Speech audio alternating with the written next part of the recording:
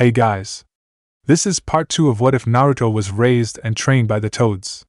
Hit like and subscribe if you like this one, and also please check the author in the description. Let's start.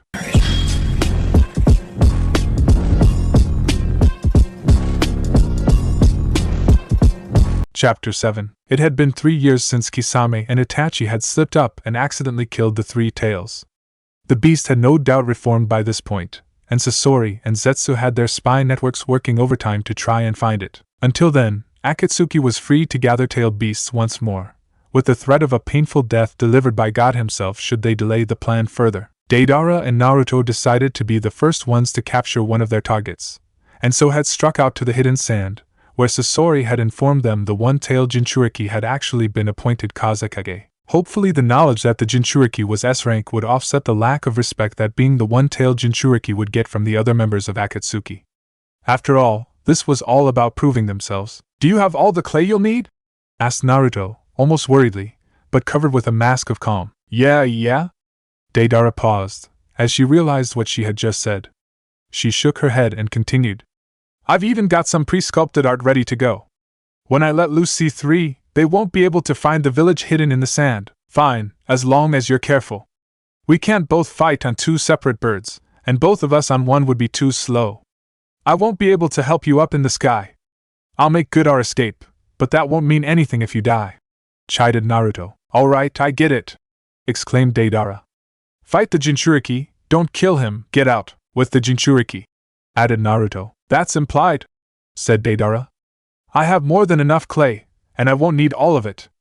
It's not like he can fly, yeah?" As it turned out, he could fly. Or at least his sand could, which amounted to the same thing. Infiltrating the village had been a snap. A quick bit of high-altitude flying had gotten them over the walls, and unlike the hidden leaf, the hidden sand had no barrier seal to detect intruders. Sasori's spy network had come through once again, and Naruto jumped off of the bird as they passed over the walls, hopefully right after the guard changed shifts for the night to give Deidara as much time as possible. The ninja watching the skies had been few, and were easily dispatched with several precision bombs. Deidara assumed that any fight that involved her, fighting a Kage or not, would draw the attention of the entire village. Not really seeing a need for subtlety, she rarely did, Deidara decided to throw down the gauntlet by bombing the Kazekage's mansion. Before her small flock of exploding geese could make contact with the building, however, the wall they were aimed at seemingly came off and engulfed her art. The explosions came out more as dull thuds, instead of the destructive sledgehammers they were supposed to be. Deidara looked away from her failed bombing attempt, and was surprised to see a red-haired teenager standing opposite her on a floating platform of sand. The boy could only be the Kazekage, or some boy who matched the target exactly and had stolen the Kazekage hat. Looking at it closer, it was a stupid hat. Deidara would give the most basic right to be transformed into art, though. It was a right she extended to everything. Except jinchuriki, she had to take those alive. Deidara was taken from her mental meandering by the large stream of sand that shot towards her from the mass of grains in front of the Kazekage.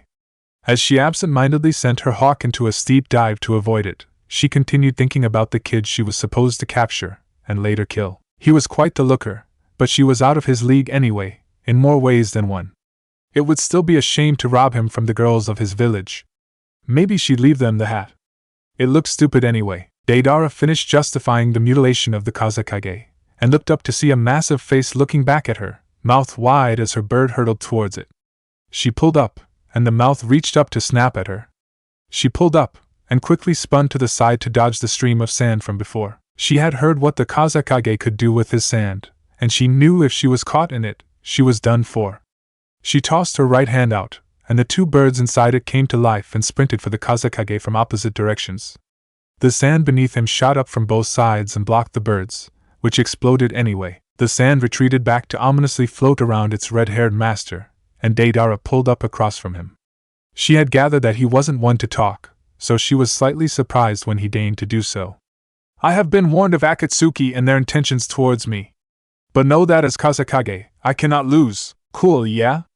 I get to be the second member of Akatsuki to kill a Kage," shouted Deidara, emphasizing the point with a small, four-winged bird that went flying from her left hand. She had perhaps hoped that the bird would prove faster than the sand and defeat the Kazekage then and there, but she wasn't overly annoyed when the sand came up to block the bird and succeeded.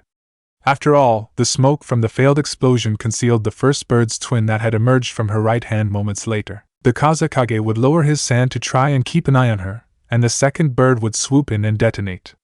Naruto had been worrying too much when he had insisted she bring a third bag of clay. The second bird swooped around the edge of the sand shield to dodge any remnants, and Deidara was shocked to see a large mass of sand move to the left to block her second bird as well. She growled under her breath at the sight, which came with the knowledge that this might not be as easy as she had first thought. Responding to the Kazekage's emotionless gaze, the sand began to chase Deidara across the sky once again. Their game of cat and mouse got more complicated when Ballista began to fire bolts into the sky at her as well. The spiked poles were easily dodged, but the explosive notes that fragmented the metal tips into shrapnel were more frustrating to avoid, and the sand constantly trying to catch her in a bear hug wasn't helping matters. Luckily, her attention was free to focus on the Kazekage, as a blonde blur was down below, burning the anti-air defenses to a crisp along with anyone manning them. The Kazekage's expressionless gaze contorted to one of anger as he saw his people being killed, and Deidara saw a tendril of sand shoot out to catch her partner down below. "Oh no you don't, yeah!" shouted Deidara, as more four-winged art flew quickly at her opponent, forcing him to recall his sand. "I'm your opponent here!" The Kazekage was more than glad to try and vent his frustrations on her. Naruto had decided to spare Deidara some clay and trouble by destroying the ballista that had been firing at her in the sky. Apparently, the Kazekage could fly, though Naruto had faith that Deidara could handle it. That faith wouldn't stop him from coating the ballista in a healthy amount of oil, followed by an unhealthy amount of flames. He had already finished preparing the surprise for anyone who decided to follow them out of the village. Unfortunately, his arson and murder had drawn the attention of several ninja in the area. He wasn't overly worried about killing them, but he had hoped to take a break and store up chakra for the sealing later. He still had no clue how Akatsuki planned to seal the tailed beasts, but he was sure that it would require chakra. Chakra he would have to waste on the three ninja before him. One was wearing a jonin flak jacket from the hidden sand, and had half of his face covered by some sort of drape. The other male was strange. Whatever idiot decided to wear all black and carry 3 heavy scrolls in the desert deserved to be congratulated for surviving this long. He wouldn't be surviving much longer. The third was the only girl of the group, and had her straw blonde hair done up in what appeared to be 4 different ponytails. Her large war fan told all that she was a large area wind jutsu user. The 3 monsters that came out of the stupid one's scrolls were similar to Sasori's puppets, and Naruto finally understood his ridiculous get-up. It was still stupid, but the puppet user was apparently supposed to be some sort of bunraku puppeteer. The 3 looked around the flaming rooftops where Naruto had loosed his devastation in horror, before focusing on the cause in anger. The first to attack was the girl, swinging her fan in a wide arc. The sweep sent out a wave of slicing air, but the blades were so dispersed and weak that Naruto was just able to stand there and take it like a gentle breeze. The second to move was the idiot, or more specifically his puppets. The 2 human-shaped ones shot forward, clacking the whole way in a manner that rather made Naruto want to smash them to bits. After circling him pointlessly, they loosed a barrage of Senbon and Kunai which, while no doubt poisoned and lethal, bounced off Naruto like he was a brick wall. One of the puppets sprouted 6 arms and moved to attack with blades that emerged from the inside of the arms. Naruto sensed the other puppet come up behind him, chest cavity open wide to swallow him whole, and smashed the worthless puppet to pieces with a single punch backwards. The first puppet caught him in bear hug, but the blades all shattered harmlessly. The puppet quickly went the way of the first, but the pieces floated back together in front of the puppeteer. The girl bit her thumb and drew it across her fan, which Naruto could only assume was some unorthodox summoning contract. The first thing to emerge was a paper lantern that was followed by some pirate weasel wielding a scythe in its mouth. If he didn't sense the enormous and focused amounts of wind chakra applied to the blade, Naruto would feel like cuddling with the adorable little thing. Before the small beast could chop off his head, or at least attempt to, Naruto jumped forward and brought his legs into a tight curl to dodge the blade of wind that passed harmlessly over him. Naruto delivered a powerful mule kick that certainly broke several ribs, as well as pulped some organs, to the jonin that had tried to sneak up on him. The intense pain broke his concentration on the weak genjutsu that had taken his place over by the other 2 while the puppets had attacked Naruto. The weasel was still quickly approaching Naruto, however. The ridiculous one's large puppet, an armor type if he remembered Sasori correctly, had also breathed a stream of flames into the blast of wind, making it even more deadly. Naruto ran through several hand seals in midair as he continued through his kick. He finished as he landed, and slammed his palm on the ground. The weasel's sides shattered upon contact with the stone-toed statue that Naruto had summoned beneath him. The burning, cutting wave of death was right behind it, and Naruto could feel the heat coming off of it. He could have taken the blow easily, but his Akatsuki cloak, while durable, wasn't invincible. And while bearing their attack head-on would be impressive, continuing the fight in the nude would be considerably less so. Naruto decided to have some fun and show these impudent fools what a real wind jutsu was and ran through the hand seals for one of his favorites. Sage Art, Wind Style, Bunker Buster! Naruto's cheeks expanded as he mixed the 3 chakras and converted it into wind-natured Sage Chakra. Seeing the jutsu spit out of his mouth, the puppeteer beckoned to the blonde girl, and the two hid inside his remaining puppet, confirming Naruto's suspicion that it was an armor-type puppet. Not that that wasn't exactly what he had been counting on. The ball of wind chakra hurtled towards the large armored puppet, but Naruto only smiled in assured victory. The Bunker Buster was a jutsu he had developed specifically for destroying enemies in enclosed spaces that were thought to be safe. The jutsu performed its function perfectly, as it punched a hole clean through the metal shield to enter the safe area. Naruto appreciated the reaction time of the two inside, as the wind hadn't even fully penetrated the armor before it opened and the two started to jump out. It was quick, but ultimately useless. The second stage of the jutsu activated then, expanding rapidly and violently, theoretically crushing everything inside the bunker against the very walls that were supposed to keep them safe. It was a technique designed for small spaces, so the open air made it far less lethal, and in reality it only stunned the two jonin and sent them flying. Naruto resolved to finish the job and head back to the rendezvous with Deidara. After all, the other members of Akatsuki would no doubt be moving in on their targets. Naruto was looking forward to interrupting them with news of their junior's success. Naruto even planned to tell Sasori to hurry up with his own capture, and maybe throw in an art comment, just to piss off the puppeteer. The battle in the skies was considerably less one-sided. The Kazekage had certainly earned his title, though Deidara was willing to guess his defensive skill was his strong point. Even with the redhead sparing glances to check up on Naruto's clash below, Deidara had to use more clay than she would like to even keep his attention on her, and he had still blocked every single one. It was like the sand moved of its own accord to protect him. That last thought gave Deidara an idea. An awful idea. Deidara got a wonderful, awful idea. She had been focusing on the Kazekage as her opponent, but if the sand was autonomous, the sand was her real opponent. The Kazekage just controlled it, and if he could get it to hang around him and block her bombs, he was the only who could get it away from himself.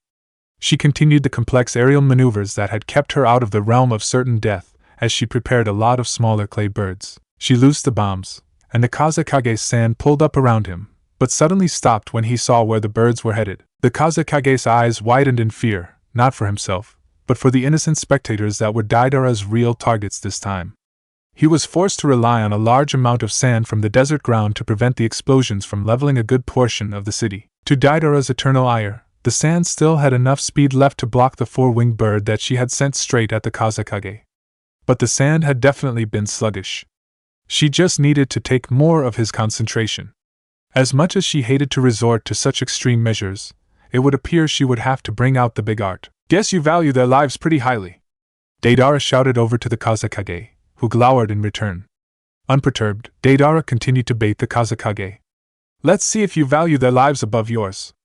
Deidara pulled out one of her pre-made sculptures, a bell-shaped masterpiece, adorned with wings and face of artistic despair. Realistic? Not at all. True art? It would be in a moment. The already large sculpture grew to enormous proportions on its descent to the middle of the village when Deidara made the first seal. The second seal was the signal to detonate. The Kazekage lifted his arms sharply into the sky as the large mass of art Deidara had affectionately dubbed C3 exploded into a brilliant ball of flaming death. The brilliant light was blinding to Deidara's uncovered eye, but her eye scope easily filtered the light, allowing her to use the distracting explosion to launch her second, smaller and faster, piece of art at the Kazekage. If he hadn't used his sand to block the massive bomb below, Deidara had no illusions that her most recent bomb would have no luck at all. The hidden sand would be gone, but the Kazekage would be fine. But if there was one thing she had learned as the Tsuchikage's apprentice, other than the fact that old people didn't understand art, it was that the village came first. Her suspicions were confirmed as she heard her bird exploded against within a foot of the Kazekage's chest, blocked by only a few grains of sand. The light faded, and Deidara could better see the massive shield of sand that the Kazekage had used to completely block her C3. She looked over at the redhead to make sure he was out of it before moving in to capture him. Deidara was shocked to see him not only airborne, but clinging to consciousness and trying to manipulate his sand again. At first Deidara looked around in terror to find the sand that was no doubt attempting to crush her at the moment, but she then noticed that he was actually moving the mass of sand away from its current position above the village. He was actually trying to keep the sand from falling on the village and hurting people. Deidara was awestruck that he would go to such lengths to keep his village safe. She could respect that, and took the struggle to move the sand as an unspoken last request. With great effort, the Kazekage moved his sand outside of the village's outskirts, and finally allowed it to fall. Deidara's bird flew underneath the young village leader and caught him out of his freefall. He was quickly wrapped up inside the tail feathers of the clay mount, and Deidara flew off to meet up with Naruto. She let out a sigh of relief, and though she wouldn't admit it, she was glad Naruto had convinced her to bring more clay than she usually packed. The Kazekage had been the toughest opponent she had ever faced, and she had almost gotten crushed inside giant balls of sand, or smacked out of the skies. If she had been carrying any less clay, she might have lost an arm or something. And that would just suck. Haydn stood above his latest tribute, a man who apparently had a rather large bounty on his head. He still had a regular amount of blood though. Haydn had checked. It wasn't like Kakuzu needed the blood to cash in his bounty. Need I remind you that the quarry has to be recognizable for me to get my money? Speak of the devil and he shall berate your methods of killing. Kakuzu was Haydn's opposite in every way but one, and it was because of that one thing they had been paired together. While Kakuzu was covered head to toe, minus an opening for his eyes, Haydn went shirtless and wore his Akatsuki cloak halfway unbuttoned. Kakuzu was economical in every movement he made, never doing more than was necessary to get his money. Haydn killed for the fun of it, or the religious significance if you were to listen to him, and preferred to drag out the kill for the maximum pain possible. Ah, fuck off. I killed him, not you, so don't go bitching about how long it took, swore Haydn. If you were in such a hurry, you should have stepped in and done it yourself. If I did, you wouldn't shut up for weeks, countered Kakuzu. Besides, your way dash, we have one. Be ready tomorrow. Kakuzu's sentence was cut off by a voice that spoke directly into their minds. A voice that commanded respect, even from Haydn. The voice of Akatsuki's leader. The message was short though, and Haydn and Kakuzu were left to ponder which tailed beast would be first. About damn time. As expected, Haydn was the first to resume the immortal banter. Who do you think it was? Probably those two blonde idiots were the first to try, though if that's the case I'm surprised they succeeded, answered Kakuzu absent-mindedly, hoping he had enough time to cash in his bounty before they began the whatever it was they did once they captured a tailed beast. Hey, this guy's bounty that it isn't that art freak and the sage. You up for it? Questioned Haydn as he poked Kakuzu's stomach with his elbow.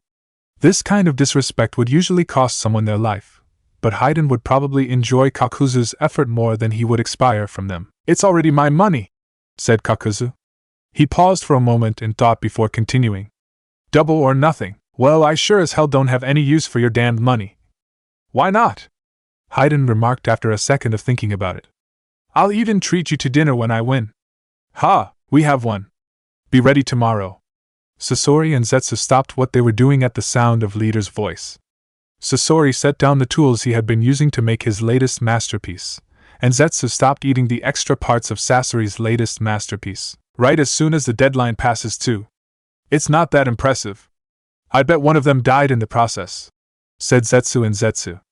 His two halves spoke in their own separate voices, and conveyed completely different opinions, but Sasori had grown accustomed to his partner's oddities. Now he didn't have to dispose of the extracts he had whenever he made a new puppet.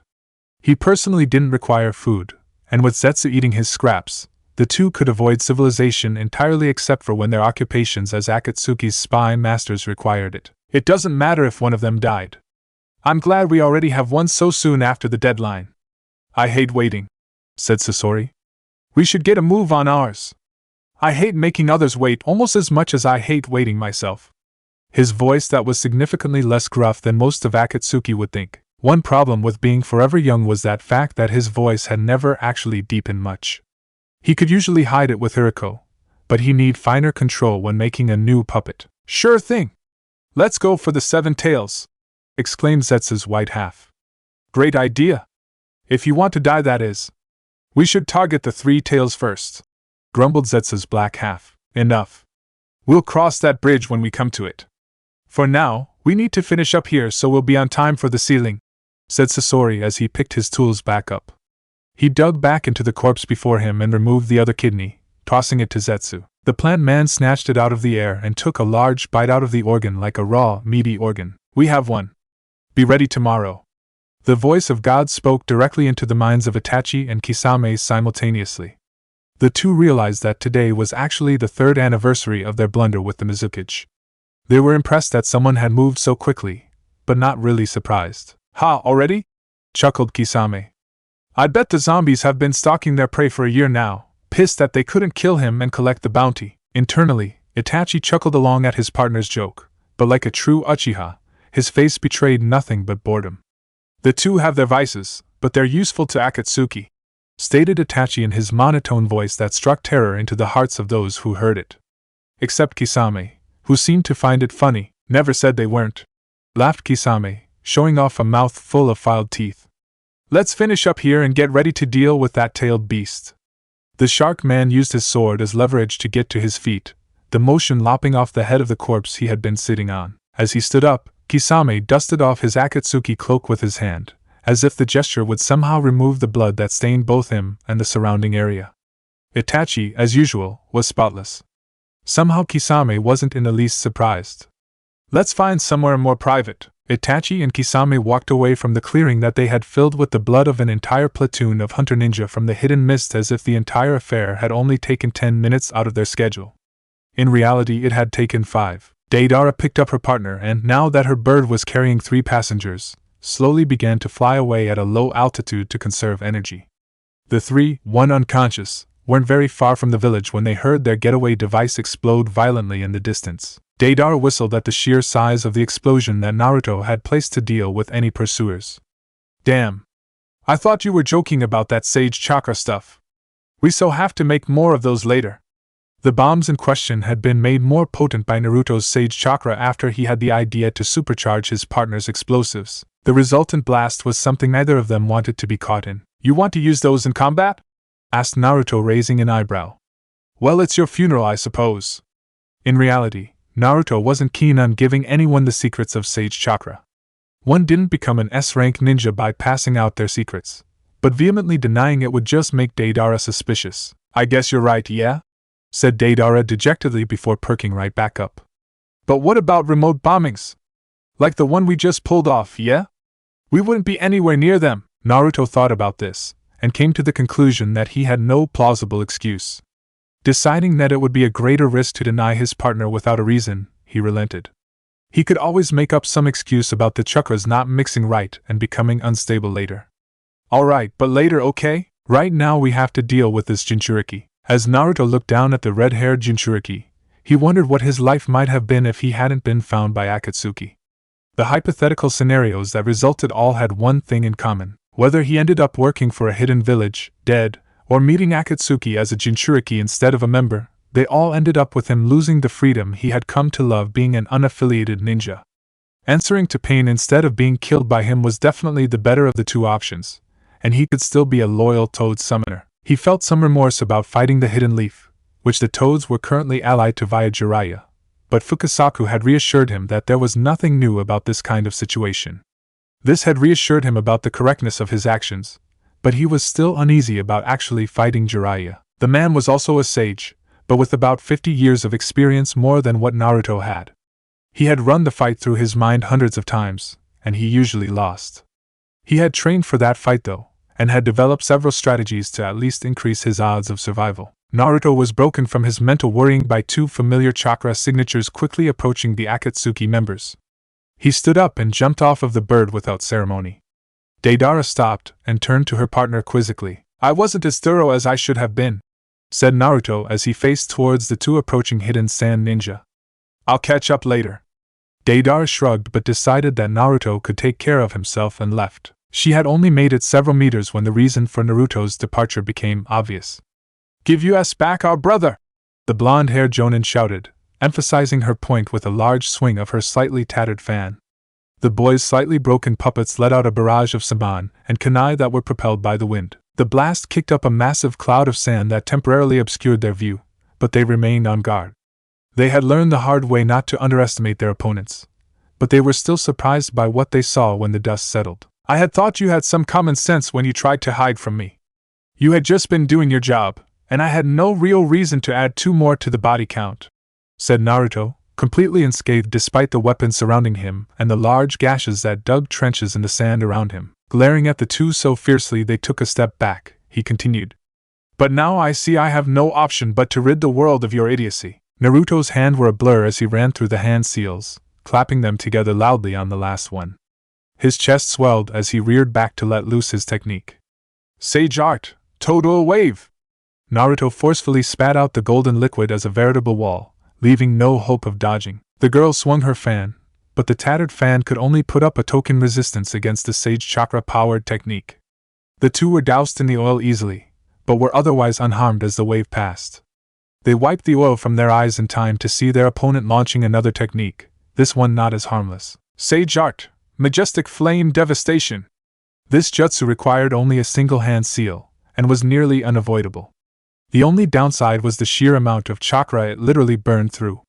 As a sage, though, that wasn't really a concern for Naruto.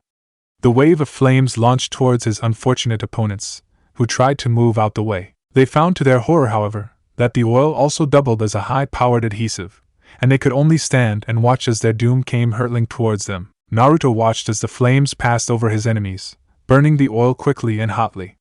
The flames were quickly blown out by a strong wind, though, at least on the boy. Naruto eyed the girl in surprise before she collapsed to the ground. She had used the last of her strength to put out the fires on her brother. It was a meaningless effort, though, as Naruto walked up to the boy with the intent to finish him off. He was shocked to see that the boy was not only still alive, but actually fighting to remain conscious. Naruto decided to taunt his opponent a bit more before sending him off, in light of the fact that he had let them go once already. I'm feeling generous, said Naruto, which was a complete lie. So I'll give you a choice. Should I kill you now, or let the wounds kill you slowly? Naruto was impressed by the sheer tenacity the puppeteer showed in actually responding. Fuck off. The response was less than eloquent, and Naruto glared angrily. Insulting him was basically insulting Akatsuki, out of the respect he had for the organization. Even if they would kill him should they discover his jinchuriki status, that could not be allowed to stand. Now then, said Naruto, emphasizing the point with a solid blow powered by Sage Mode. It might not have been as eloquent as Sasori's poison or as extreme as Deidara's art, but hitting anyone in the back of the head with the force of a wrecking ball would result in death. He leaned down and whispered to the body of the black-clad Jonin. He was certainly dead, but Naruto could pretend that he was giving a fellow warrior a bit of reassurance. You were either stupid or brave to fight me like this. I killed you for the stupidity, but for the bravery, I'll leave your sister alive. The wounds will still kill sooner unless the hidden sand has some good medics. It was more stupid than brave anyway. Naruto stood and began to walk away from the carnage he had wrought upon the dunes, leaving one corpse and one unconscious body behind him. He looked around to make sure there was no one watching, and then broke out into a sprint. Deidara could cover some serious ground, and he was running behind. Think we're ready? A pair of onyx eyes looked back at the speaker questioningly, who in turn decided to clarify. To take on them. Akatsuki, not at all, responded Sasuke grimly, before smirking. I'm prepared to take out the entire organization, but you might want to sit this one out. Sora tried to lightly punch the Uchiha in the shoulder for his smug attitude, but they were both winded from their test, and it came out as a badly aimed swing that swished harmlessly past. Realizing he had no physical strength left, the blue-haired Jinchuriki decided to bring the spar back into the realm of words. Shut up. We totally got this. I've just been training, mentioned Shikamaru, who was significantly less tired than his friends. It's you two that have been trying to match S-rank ninja in such a short amount of time. After the events in the Land of Honey, Sora had begun to take his training far more seriously. Sasuke had joined them after both of his teammates left to study medical techniques under the new Hokage. With no one to train against, he had found his way to Team 10, and he and Sora had become decent enough friends over the last 3 years of non-stop training.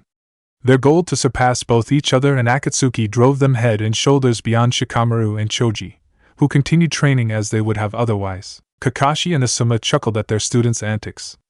I can't believe they managed to get the bells from you because of a book, Kakashi. Exploiting your opponent's weaknesses is one thing, but that was just sad," said Asuma as he turned to his ko-sensei. The two had quickly decided to work together in training their pupils to defend themselves against the organization of S-rank ninjas that wanted them both dead. Kakashi wasn't one to be bested so easily, and fired right back. "Oh?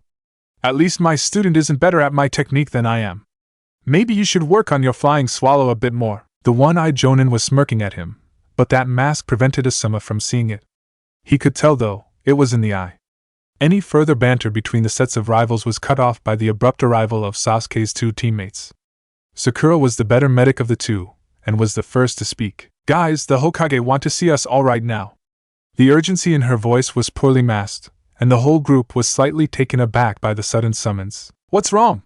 Choji recovered before the others and spoke up to inquire what was wrong, as befitting his kind nature. "Lady Tsunade will fill in the details, but it's something to do with the hidden sand and—" Ino trailed off, unsure whether or not to continue.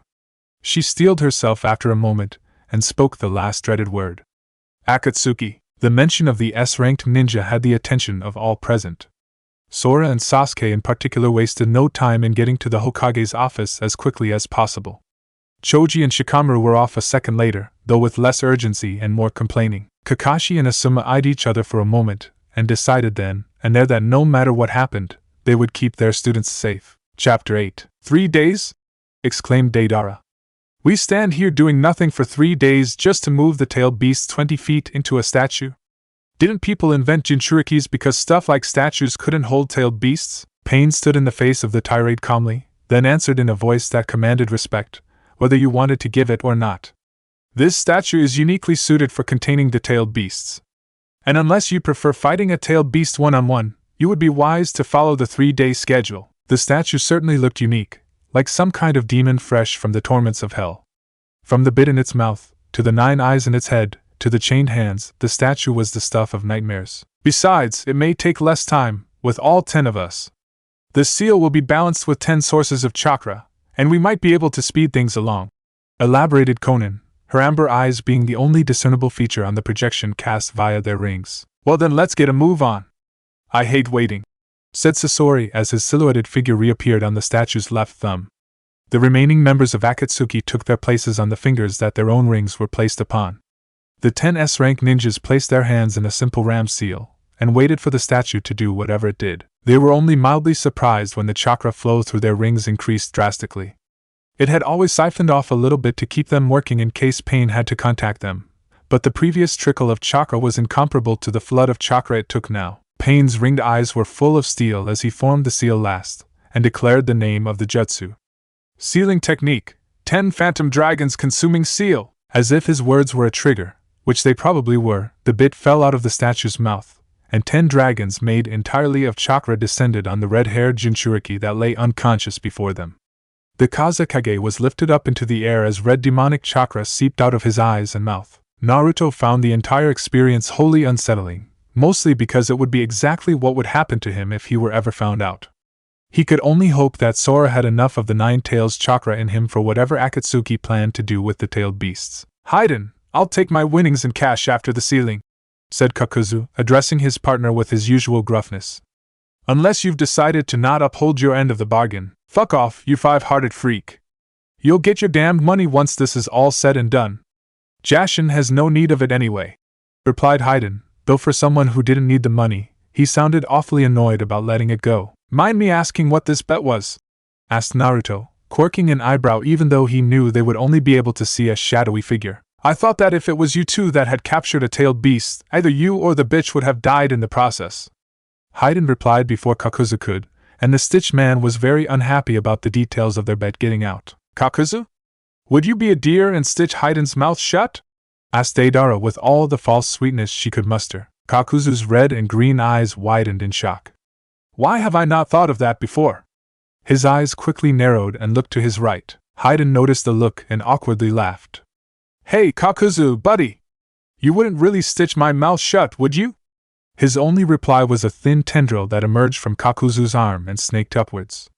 Haiden's pink eyes widened in fear for a moment, and he was soon thrashing around as something seemed to attack his face. Luckily for Haiden, he managed to hold the ram's seal the entire time and not disrupt the ceiling. Deidara laughed, and even Naruto couldn't hold back a smile at Haiden's muted swearing. Teams 7 and 10 arrived at the Hidden Sand Village and were ushered in with one of the least comprehensive ID checks Kakashi had ever been subjected to, even by his own village. It was just one more sign of the catastrophe that had befallen the village. Structurally, there wasn't a grain of sand out of place, but anyone could sense the air of despair and sorrow that was practically radiated by the citizens in the wake of their Kazekage's capture. It was testament to how shattered the village was mentally that the Leaf Ninja wandered around for several minutes before a nearby Chunin decided to escort them to the Kazekage mansion as quickly as possible. When they arrived, Sakura and Ino were quickly identified as the medics that they had requested from Lady Tsunade, and were whisked away, presumably to the infirmary. The others followed them, and the trauma left behind by Akatsuki continued as they walked past rows of bodies, all burnt to a crisp. The wounds looked gruesome, and the smell of death hung heavy in the air. When the group found Sasuke's teammates, they were standing over another burnt corpse, the only difference being the fact that this corpse was still alive. The two girls were visibly sweating from the effort of keeping their patient alive. The burnt flesh began to heal, and Shikamaru's eyes widened in horror as he recognized Temari.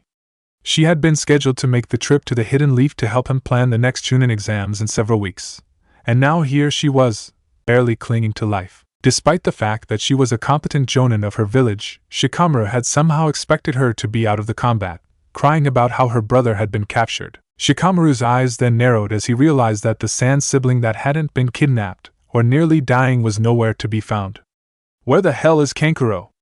I guess he's doing something important if he can't be here when his sister is dying, grumbled Shikamaru. One of the Hidden Sand genin who had been identifying bodies walked up to the Leaf Chunin and meekly tapped his shoulder. When he turned around and glared at her, the brown-haired girl barely managed to squeak out what she had meant to say. Lord Kankuro died when he was chasing after the Akatsuki who captured Lord Gaara. Unlike Lady Temari, who's gotten worse since we found her, he was dead when the search team found them. Her message complete, the genin scurried back to the bodies, which she continued to attempt to identify under the horrendous burns. Shikamaru was struck speechless. He had picked up on the despair, and even seen the bodies, but until that moment, Akatsuki had never hurt him. Oh, they had hurt him, but the physical pain was temporary. But until now, all his encounters with Akatsuki had left everyone he knew alive, if not well. He could vaguely hear the medics of Team 7 talking about how Temari would likely pull through, and heard himself express some sarcastic relief. But he really heard nothing over the sheer horror and rage directed at Akatsuki. Sora looked around the room, finding the slow healing of burnt flesh too disturbing for him. Unfortunately, the room was full of bodies that were in far worse shape than Temari was. "Excuse me, I have to get some air," said Sora, holding back his lunch. He managed to make it to the bathroom before he couldn't hold back the expression of disgust and horror. In the privacy of the bathroom, Sora allowed his tears to mingle silently with the bile. "Idiot, this is all part of being a ninja," muttered Sasuke, though if he was completely honest with himself, it took all his Uchiha pride and personal will to keep from doing the same. Choji had simply closed his eyes, but one had to look no further than the unopened bag of chips in his hand to see how disturbed he was. Sakura and Ino were both of the same mind, focusing entirely on the work before them to ignore the horror around them and even the truth of the wounds before them. Kakashi bore it all with the same air of sorrow the Hidden Sand ninja all had. He and Asuma were all too familiar with the horrors of war, and even though this just a single 20-minute attack by two people, it rivaled some of the worst battles they had ever witnessed. Sora emerged from his emotional and physical purge as the girls were finishing up all they could do for Temari, the perfect image of tranquil fury. The bandages over his right arm were bulging as the Nine Tails chakra responded to his rage. "Asuma, when are we going to end these bastards?" asked Sora, his fist tightening so fiercely they threatened to draw blood. Asuma turned questioningly to Kakashi, who in turn faced Sora and filled him in on what he had missed. "I sent out Pakken to try and get a trail. We don't have anything from the Akatsuki members, but they'll be carrying Gaara, and there's no lack of his scent around here," explained Kakashi. He raised his voice to address the entire group. "I suspect he'll be back by morning, but until then we all need to get prepared to face Akatsuki." The group trudged off in different directions to find their rooms and rest off the 3-day run to the Hidden Sand. Kakashi himself let out a sigh, but quickly tensed at the subdued killer intent directed at him. He turned around and found himself looking a woman who didn't look a day under 90 who was glaring angrily at the silver-haired jonin. Deciding to not cause an international incident, or at least start one, Kakashi tried to be friendly. Hello? What can I help you with? The elderly woman glared back at him as if he had done her some great personal wrong. When she did speak, her words were dripping with malice. I suppose you wouldn't remember killing my son among all the murders you've committed. Kakashi tried to keep senseless killing to a minimum, and hadn't killed any hidden sand ninja old enough to be this woman's son, which left him confused and speechless. But if I want to reach the only family I have left, I need to get at Akatsuki. I'll do anything to save my grandson, even if it means working with the White Fang. The last two words were spoken as if they were the most vulgar of curses. The reason for this woman's anger, as strange as it was, finally dawned on Kakashi, and he quickly tried to assure the shorter woman. You have me confused with my father. The White Fang of the Leaf has been dead for over a decade. The woman turned a scrutinizing eye on him, looking at him carefully from head to toe. Just when Kakashi was about to crack under the pressure, she began laughing, though the sound was more aptly described as a cackle. I was just pretending to be senile. Kakashi was certain that she had truly mistaken him for the White Fang, but decided to appease the older woman and began to awkwardly laugh as well. The woman slowly backed out of the room, still laughing, and by the time Kakashi thought to ask her what she had meant by finding Akatsuki, the old woman had left. So what are we going to do with the body? Asked Deidara. Do we have to, put it some special jinchuriki corpse disposer or something? The shadowy figures of Akatsuki looked toward their leader, who responded. Decide amongst yourselves. It matters not. The simple dismissal opened the gates for the argument of what they would do with the corpse of the fifth Kazekage. Zetsu's white half was the first to voice a suggestion. We should eat him. Before any other member of Akatsuki could shoot down the proposal, Zetsu did it himself. Ridiculous. He would taste like sand. It wouldn't even be worth the trip. Kakuzu was the next to suggest a disposal method. Sell him. The money from a Kage's corpse is good enough. Being a jinchuriki in addition to that, and he's worth a large fortune. His suggestion was met by mumbled arguments from his partner, who had yet to fully unstitch his mouth. The last valid option came from Sasori. I'd love to have another Kazekage. I would have to collect the body before it starts to decompose, but Zetsu could pick it up quickly enough once this is over. The hunched-over puppeteer and the immortal bounty hunter both looked at the two blondes that ultimately had control of the Kazekage's corpse. Deidara was torn between the two, and if she was perfectly honest with herself, unsure of what to do now that two of her more aloof seniors were contesting over something she had. Naruto came to her rescue with his sage logic, calm as ever. There's no rush. The body won't be going anywhere for another 2 days regardless. This placated the two Akatsuki members that were vying for the body for the moment. The cavern fell silent once again except for the moans of pain from the jinchuriki that was slowly having the life sucked out of him. The relative silence didn't last long, however, as Zetsu spoke up again, his voice conveying less of its usual joy and more of its usual frustration. There are two groups of leaf ninja headed towards the base. One is coming from the hidden sand, and the other group is headed from the hidden leaf. If they continue at this pace, oh no! They'll reach the Kazekage before we're done sealing. We'll deal with them when they get here, said Naruto confidently. He looked at Deidara, who returned the cocky smirk. No! The single syllable from pain was enough to wipe the confidence off of their faces. They must not be allowed to reach this chamber while we are sealing the tailed beast. We'll deal with them before they reach us. How? Questioned Deidara as respectfully as she could. We can't leave the sealing ceremony, or else the whole thing fails, yeah? How are we supposed to stop them before they get here? I'll need 2 volunteers to buy us some time, preferably members with large chakra reserves, said Pain. Kisame and Naruto tentatively volunteered, wary to be guinea pigs, but confident in the knowledge that no one could match them in sheer chakra reserves. Good. I have a technique that will let you deal with them while remaining here. Remember, you're going to buy us time, not show off.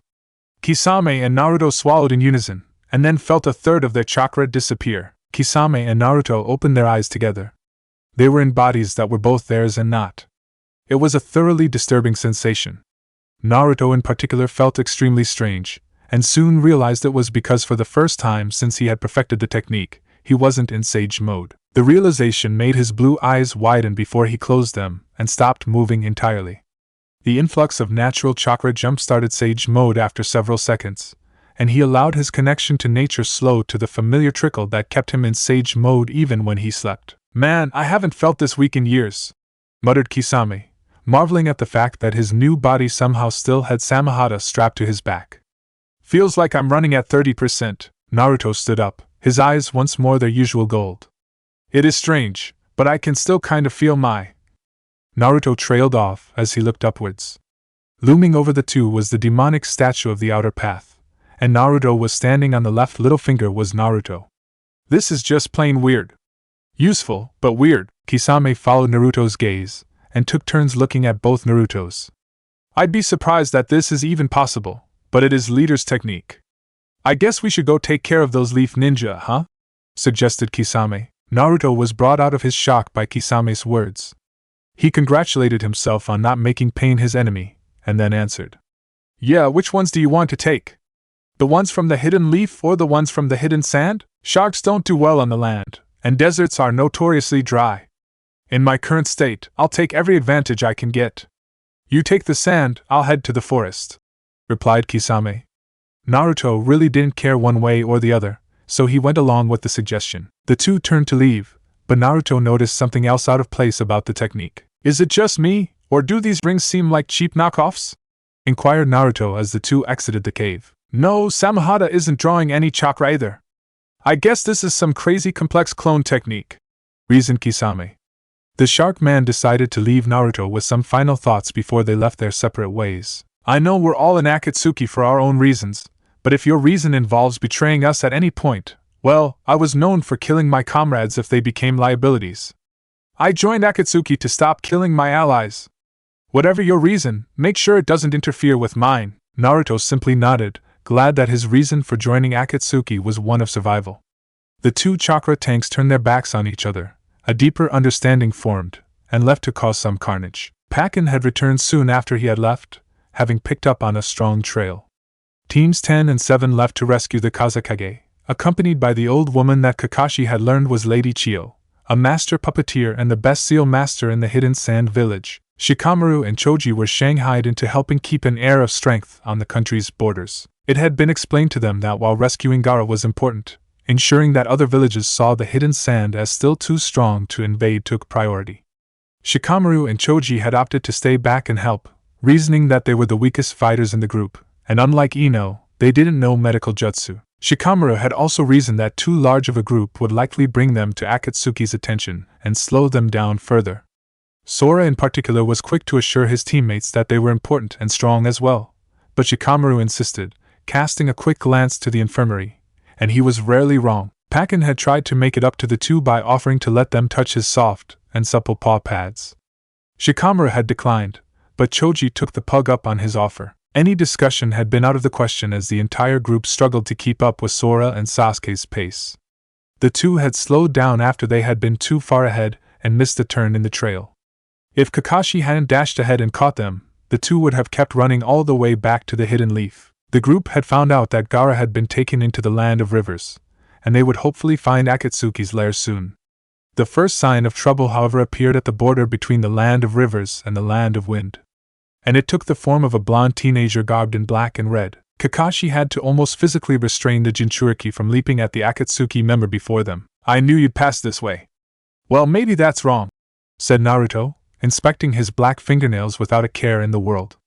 He stopped before continuing, facing them with a cocky grin. Pass implies that you'll keep moving onwards. Naruto dodged to the side and caught Sora's wrist, then crossed his other arm across to catch the left hand of an Uchiha that held a ball of blue lightning. Naruto scoffed at the two-leaf ninja. Still a one-trick pony, I see. You haven't changed a bit, just seeing if you have, replied Sora as he dropped his claws to grab Naruto's wrist and hold him there. Sasuke's right hand lit up with the electric chirping of 1,000 birds. Naruto's toad-like eyes widened in surprise at the tactic, but he wasn't taken out so easily, even with only 1/3 of his full strength. Naruto uncrossed his arms violently, knocking off Sasuke's aim and slamming Sora into the ground. The Chidori still cut across his stomach, making a shallow cut. As the two youths crossed his vision, Naruto couldn't see the lightning blade that Kakashi was charging at him with. But he'd have to be an idiot to not sense it. The blonde Akatsuki member surprised Kakashi, not by trying to dodge the attack, but instead launching his head forward.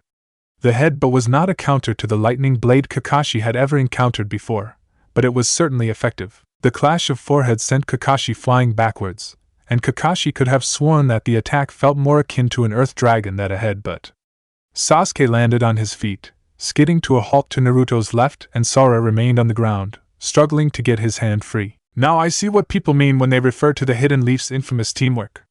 Together you might even make me try, said Naruto as his stomach wound healed. It still didn't feel right, but Naruto chalked it up to the weird cloning technique Pain had used. The pink-haired girl ran up, clearly telegraphing her straightforward jab, yelling in anger the whole time.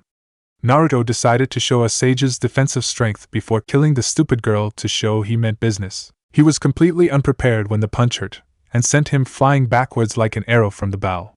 As he crashed through the trees behind him, he vaguely heard the girl taunting him. How did someone that weak end up in Akatsuki anyway? The punch had hurt a lot, even in sage mode, but it was far from a finishing blow. Naruto stood back up and emerged from the cloud of dust and wood chips. Thank you? All eyes turned to him in surprise that Sakura's punch hadn't seemed to do anything. Now I know who I'm going to kill first. Look out! Befitting his duty as primary scout, Neji was the first to spot the danger. Said danger took the form of a bandaged lump half submerged in the ground rocketing towards Team 9. All of them were very proud of their taijutsu, and easily dodged the attack. The bandaged thing shot past them and smashed into a nearby rock formation, kicking up a cloud of dust in the process. The most physically fit team in the entire Leaf Village readied themselves to fend off another attack as the dust cleared. Standing in on top of the rubble was one of the strangest individuals they had ever seen. He was incredibly tall, and held the bandaged thing like it was a sword. He was also blue and had gills underneath his eyes. Oddly enough, it wasn't this that made Team 9 wary. It was the black cloak adorned with red clouds that he wore, marking him as a member of Akatsuki. He laughed the blue man, his pointed teeth giving the impression of a shark. I suppose it would have been too easy if that attack got you. My partner doesn't usually let me play around much, so I'm going to enjoy this. Might Guy, the leader of the team and the Hidden Leaf's premier taijutsu expert, gasped in recognition. You're an Akatsuki member! The rather obvious and unhelpful descriptive unveiling of their opponent's identity had several effects. Neji and Tenten groaned at their sensei's inability to read the foreboding atmosphere. Rock Lee, however, had a much different reaction. You're so wise, Guy-sensei! Tenten had to physically reach over and stop him from pulling out his notebook and writing his sensei's genius deductions. Kisame quirked an eyebrow at the leader of the Leaf Ninja. The green spandex and orange leg warmers were more striking than his own Akatsuki attire in their own way. Other than the Chunin dressed almost identically, the other members of the team were dressed much more sensibly. Well, I suppose you're not wrong, trailed Kisame, but I'm a bit famous in my own right, so let's see if I can make you recognize me, huh? With that, Kisame tossed his blade up into the air, and decided to start out with a pretty recognizable technique. Water style, exploding water shockwave. He threw up gallons upon gallons of water, riding the rising tidal wave up to catch Samahata. Let's go! The wave crashed down on the Leaf Ninja, who decided to buy smart and jump over the wave. Kisame wouldn't let them get away that easily, and swung his sword to lop the strange leader in half. His swing was stopped by the Jonin's Chunin lookalike. The upwards kick knocked Samahata right out of his hand, and the blast of chakra infused air the other Jonin sent into his guts sent Kisame flying as well. He had the presence of mind to grab Samahata out of the air on his way past, and the action likely saved him some pain. The girl on the team, who had been standing back up to this point, sent a spiked ball flying at his head. Samahata smacked the projectile away into the water left over from his attack, and the plume of water indicated the thing had actually exploded. The Leaf Ninja regrouped on what was now a lake. Guy's eyes widened in recognition. That headband! Those powerful water techniques! Kisame grinned, glad that he had finally been recognized as the feared monster of the Bloody Mist Village, strongest of the 7 ninja swordsmen, Kisame Hashigaki. So you finally recognize me, eh? About time. You're a defector from the Hidden Mist Village, declared Guy with a dramatic finger point. Tenten and Neji groaned once more, and Lee actually did get the wondrous knowledge down on paper this time. Kisame smiled awkwardly and placed a hand on his head in confusion. Well, again, you aren't wrong. I suppose you're getting closer, shrugged Kisame. Oh well, I've stalled long enough, I'd say. Let's get down to the killing, shall we? Sakura was stunned. Her punches were capable of rivaling her teacher's. They could break boulders easily, win fights in a single move, and this Akatsuki member shrugged it off like he had been hit by a genin. This guy was unreal, and she could see why even Sasuke was nervous. Because Sasuke was never scared. But if he was scared of Akatsuki, she couldn't say she'd blame him. Naruto ran through several hand seals faster than she could blink, and called out his technique. Sage Art, Fire Style, Toad Flame Stream! Sakura could only stare in terror at the massive fireball headed towards her. Luckily for her, Sasuke, Sora, and Kakashi wouldn't just let her get roasted alive. Fire Style, Grand Fireball, Fire Style, Flame Dragon Bullet, Wind Style, Beast Palm Wave, Wind Style, Verdant Mountain Gale. The two fire techniques were boosted by Sora's wind, and together the three managed to match the Sage Art, and the two flames cancelled out. Fire jutsu were among the most intensive, as they literally burned chakra, and the three-leaf ninja were eager to get the fight to close quarters. Sora's Flying Swallow and Sasuke's unique Chidori Waltz styles utilized their best elements to increase the power of their strikes, and they had trained to use them in tandem perfectly. Asuma and Kakashi ran the Akatsuki member as well, the original versions of their students' techniques readied. Naruto wasn't one to stand around and take attacks like that, not since Asuma's Flying Swallow had proven that Sage Mode wasn't invincible 3 years ago. He stomped on the ground, channeling some Sage Chakra into the strike. It sent large chunks of earth flying upwards to obscure the path of his attackers. Sasuke wasn't one to slow down, however, and slice right through the boulder that blocked his path. Unfortunately, after cutting the rock in half, he found himself face to face with the blonde that had made himself as despised as Itachi. Sasuke guarded himself from a punch that wouldn't come. Instead, his opponent's tongue shot out of his mouth and slapped onto Sasuke's shoulder. The attack was so unexpected that even with the Sharingan's advance warning, he was too stunned to dodge it. The tongue continued to elongate, but it stiffened after hitting Sasuke, and Naruto instead went flying backwards. His plan was laid bare before Sasuke's Sharingan, but he couldn't process it, and warned Sora in time to prevent the double kick to the face his rival received for trying to flank the blonde Akatsuki member. The power behind the surprise attack sent Sora flying backwards, and he struggled to land on his feet. The toad-like appendage that was still affixed to Sasuke's shoulder was forgotten, at least until it suddenly slackened once Naruto got his feet back on the ground. The tongue hurtled back into Naruto's mouth, dragging Sasuke along with it. Sasuke tried to cut the tongue off with the lightning chakra still running along his hand, but while he did slice into it, the tongue proved surprisingly resilient. When Sasuke got close enough, the tongue detached, and Sage Mode Punch met with Chidori in midair. In the end, Sasuke was still in midair, and Naruto could brace himself against the ground. Sasuke was sent back through the air the way he came, but with significantly less damage than if he had been hit directly. Naruto drew 2 kunai, and ran his chakra across them. The potent Sage Chakra turned them to stone, and Naruto sent the stone kunai towards the Jonin charging towards him. Asuma went to cut it in half with his Wind Chakra-enhanced trench knife, and Kakashi tried to slice it in half with the lightning blade in his right hand. They were surprised when the pain informed them that the kunai had instead cut through the elemental chakra like it wasn't even there. Asuma pulled the kunai out of his shoulder, and Kakashi looked at the slice across the back of his hand as the lightning blade faded. He's definitely earned his place in Akatsuki.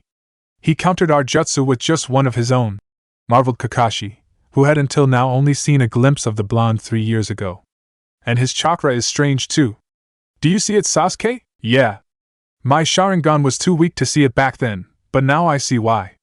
His chakra is nearly indistinguishable from the chakra in the air around us. It's like he's a part of nature, observed Sasuke. Hey, I guess you found me out. I draw chakra from nature. It's more potent, but it carries some heavy risks. Risks I overcame with hard work and diligence. Naruto clenched his fist as he continued. Let me tell you something else. Chakra, even nature transformation, will never come close to what natural elements can produce. Now do you see how useless it is to resist me? Every jutsu I use will be stronger than yours. Every move I make will be faster, every blow stronger. You don't stand a chance against a force of nature like me. Naruto shouted the last part as he rushed forwards. Naruto jumped halfway towards the leaf ninja, avoiding a set of near-invisible wires that stretched between the 2 puppets on either side of the clearing. The 2 puppets flew in towards him anyway, each carrying a katana. Midair, Naruto caught both blades in his hands, then twisted the swords to snap them like twigs. Kakashi and Asuma ran at him as he landed, signature nature transformations in hand. Sora and Sasuke did likewise, running in from the sides to flank him. Naruto hurled the 2 snapped blades at the Jonin, spinning end over end. Naruto transitioned seamlessly into a series of seals, and blasted to wind blasts to the sides, which sent Sasuke and Sora flying once more. Asuma and Kakashi hopped up to avoid losing their feet, but that move turned out to be a mistake. They were unable to stop Naruto as he shot past them towards the two Chunin medics and the old puppeteer. Chio stepped forward, her arm clacking as it revealed itself to be a puppet prosthetic. The chakra shield it emitted barely slowed Naruto down as he brushed her aside like a fly. Ino attempted to get off her family jutsu and take control of the juggernaut heading towards them. Naruto wasn't having any of that though, and slapped her arms to the side as he sensed the chakra about to release. The mind-body switch hit Asuma instead, and the unexpected shift from standing to running caused Asuma's body to trip over its own feet. Kakashi was also caught off guard by his comrade's collapse and tripped over Asuma as the bearded Jonin fell into his path. With no mind in it, Ino's body collapsed to the forest floor as well. But Naruto's target was someone else. Sakura tried to send the Akatsuki member flying away like before, but Naruto wasn't one to fall for the same trick twice. He effortlessly ducked under the straight jab and used the motion to sweep the pink-haired medic's legs out from under her. His fist reared back to make good on his promise before he dealt with the other 7 ninja. The Sage Mode enhanced punch descended, carrying enough force to turn the girl's face into paste. Much to the surprise of all, especially Naruto, the fist stopped inches from its target, kicking up a ring of dust on the ground and still knocking Sakura unconscious from the sheer force it had before its abrupt halt. Sasuke, now recovered from the wind blast earlier, tackled Naruto off of his helpless teammate, then quickly got some distance. A stunned Naruto stood up, looking in awe at his right arm, which was now distinctly not human, but toad. The toad-like skin was spreading up his arm, and his hand was already turning to stone. Naruto tried to vent the excess natural chakra, but for the first time, the process wasn't reversing. I guess this body isn't used to Sage Mode, even with me in control. You got lucky, Leaf Ninja, but don't worry. I'll see you all very soon, said Naruto, shockingly calm for the circumstances. In addition to the human-to-toad-to-statue transformation, his skin was falling away like paper, revealing another individual entirely. The Leaf Ninja, and Chio, could only watch in fascination as the man before them, for it was no longer Naruto, turned into a toad-like statue. They had no idea who they had been losing to, but one thing was clear. Naruto had been beating them all, without even being there. I know who you are. You're a member of the 7 ninja swordsmen. But which one? I'm getting tired of this, you weird beast, said Kisame. He and Team 9 had been going at it for a while now, and every time he got close to killing one of them, another would swoop in and rescue them. Kisame decided to separate his opponents, but before he could decide how, the green-clad Jonin appeared right in front of him. Not even Itachi could move that fast, and Kisame had his sword kicked out of his hand once again, and the Jonin had the nerve to ride his sword away. The 3 others jumped at Kisame to take him out, but Kisame had other ideas. The Shark Man slammed his hands into a basic seal for a basic jutsu. 3 towers of water shot up around him and assumed his form.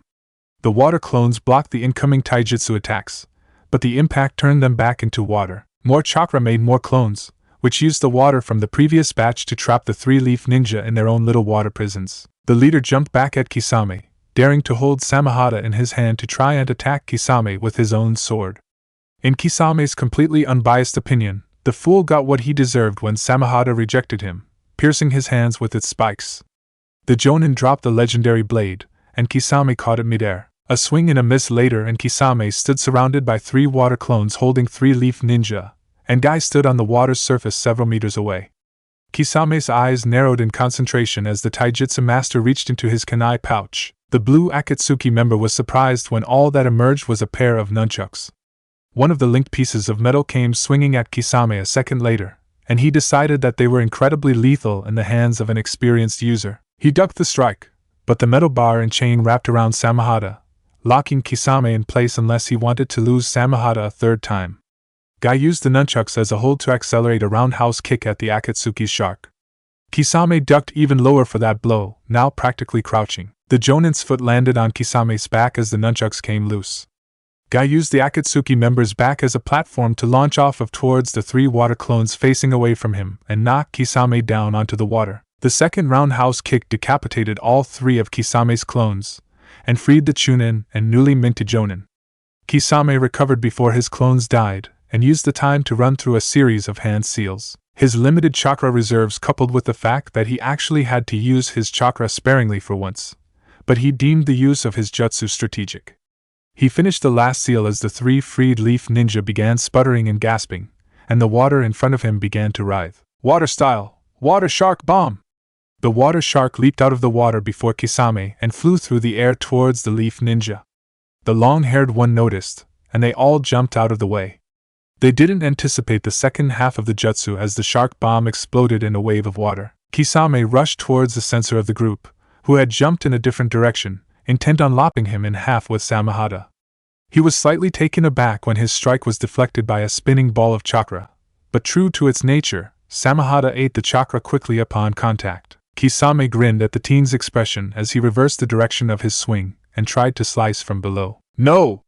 The blasts of chakra that accompanied the two simultaneous shouts would have sent Kisame flying if he didn't stop his attack to block. The long-haired jonin landed gracefully and quickly retreated, but he was quickly replaced by the two green-clad ninja. In addition to the chakra rolling off of their bodies, their skin had turned a furious red, and Kisame had barely sensed them move.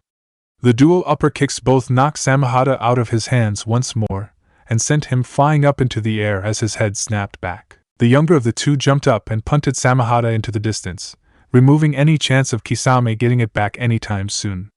The older of the two simply appeared in front of Kisame as he was halfway through his hand seals. Kisame's eyes widened as he ducked a punch that literally launched a fireball as it shot past his shoulder. The second punch wasn't dodged, and Kisame felt a burning pain shoot through his entire body. The fourth punch landed as well, then the fifth, then the sixth. Soon Kisame had lost count in the pain. He was vaguely aware of his skin falling off and burning, and he realized with a start that the jutsu was ending, most likely because of his imminent demise. Guy landed the final punch with a youthful shout of the technique's name. Morning Peacock! The last hit launched the former member of the Hidden Mist 7 ninja swordsmen who had joined Akatsuki flying into the water. The supplier of its chakra undoubtedly dead, the chakra-generated water began to evaporate and disperse at an accelerated pace. Soon Team 9 stood once more on solid ground. Guy looked down at the body of his opponent as he allowed the 8 gates to close. Guy's eyes widened in shock as he looked at the corpse of a man who was not tall, blue, and wearing a slashed Hidden Mist headband. I don't recognize this man at all, said Guy, trailing off as he fell into a chakra exhaustion-induced sleep. Kisame and Naruto opened their eyes at the same time to see the other 8 members of Akatsuki as shadowy figures, illuminated only by the light of a dying jinchuriki. Naruto noticed that while he had been fighting the leaf ninja, his body had stopped gathering natural chakra. He was still in sage mode, and quickly started gathering natural chakra once more, but if he had stalled any longer he might have lost sage mode in front of Akatsuki. Losing the presence of such potent chakra could allow any of the sensors in Akatsuki to pick up on the 9 tails chakra that sage mode usually masked. I swear to Jashin, you lousy son of a bitch, when I don't have to keep this damned ram seal, you are going to be my next tribute. Apparently sometime in their absence, Haiden had managed to chew through his stitches, something Kakuzu seemed incredibly irate about. Haiden, if you don't shut up, I'll kill you, grumbled Kakuzu. Ha! If your pansy ass could kill me, I'd welcome it, challenged Haiden. I take it the leaf ninja are on their way. Pain's voice silenced any idle chit-chat and drew all attention to Kisame and Naruto. That weird cloning technique broke down under the strain of my techniques, but I managed to wound them enough to slow them down for at least a day or two, replied Naruto. He was aware that he had technically succeeded, but the fact that he had lost in the end still ruffled his feathers. Same here, though the ninja I was fighting pulled out the big guns to deal with me. If they push on instead of resting up, they won't be able to stand when they get to the jinchuriki, added Kisame. Good. The simple one-word answer from their leader destroyed any doubts the two had about the success of their mission. When it became obvious that he wouldn't say any more, Akatsuki continued their conversations where they had left off. It appeared that 3 days of not moving would turn even Sasori talkative, as he and Deidara were arguing over the reality of art. Haiden and Kakuzu were threatening each other, and Itachi was filling Kisame in on what he missed. Eventually the topic of conversation turned to previous victories.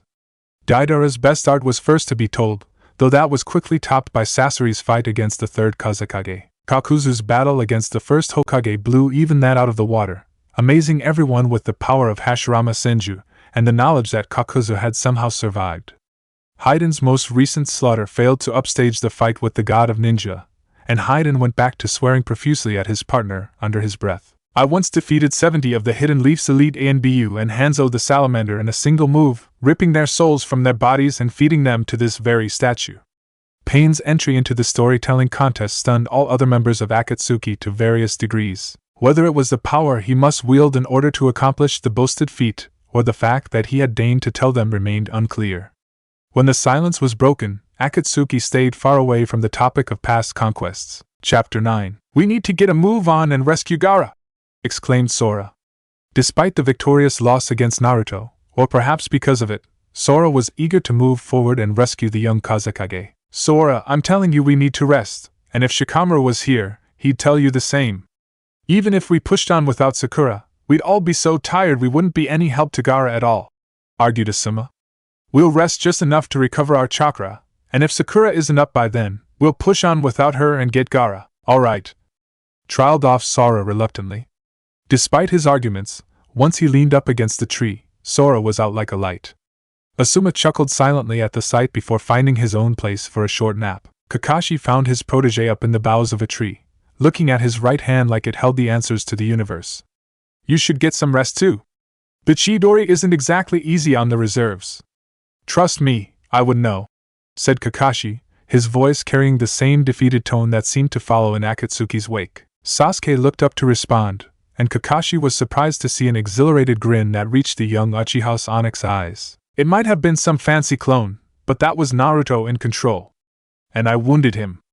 Kakashi noticed the blood on Sasuke's hand then, and his visible eye widened. It wasn't his full power, but it proves I'm better than I was. And it proves he isn't invincible. Sasuke stood up and dusted himself off. Guess I should rest up if I want to kill when next we meet. The young Uchiha jumped across to a wider branch so he wouldn't fall and closed his eyes. Kakashi had missed that. Sasuke had indeed been able to injure the Akatsuki's strange clone. It shouldn't have changed anything, but Kakashi couldn't help but smile as he felt some of the terror and tension rush out of his body. Akatsuki could be hurt.